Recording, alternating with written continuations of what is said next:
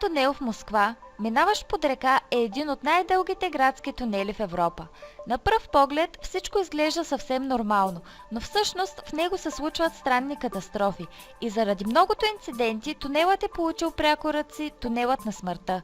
Учените предполагат, че многото инциденти се дължат на това, че през асфалта на тунела се просмуква вода от реката и в отделни участъци пътя се заледява. Ако сте гледали предаването "Камиони по леда", то може би тази магистрала ви е позната.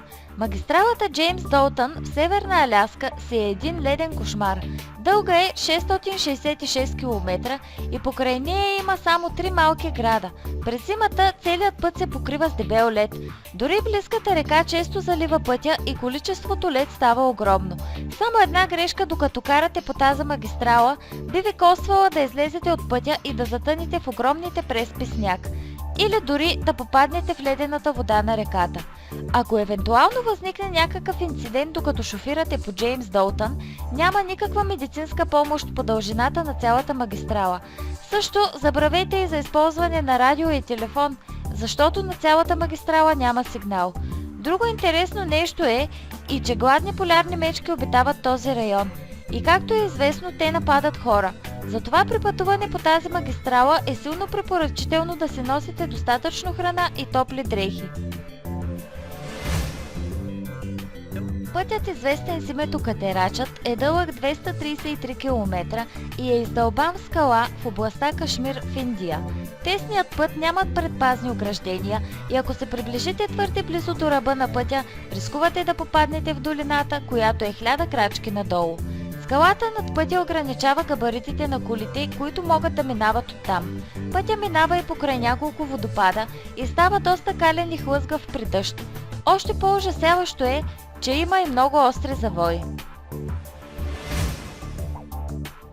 Байкало-Амурската магистрала е дълга 3862 км и е от кал и чакъл. Първоначално пътя е построен за обслужване на близка ЖП линия, но тя вече е изоставена и пътя е един от най-лошите в света.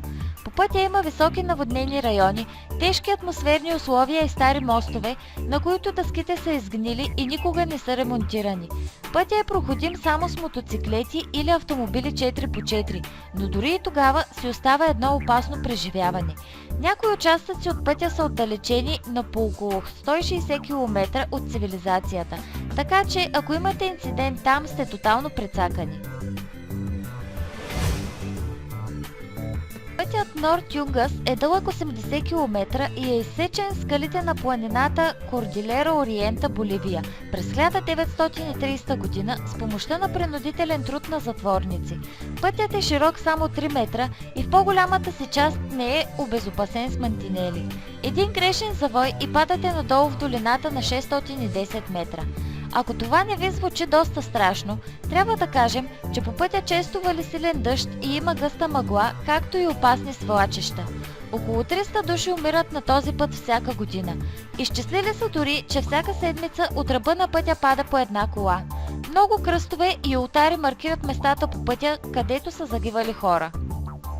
Ако сте харесали видеото, ударете един палец нагоре и не забравяйте да се абонирате за Top 5 of the Net.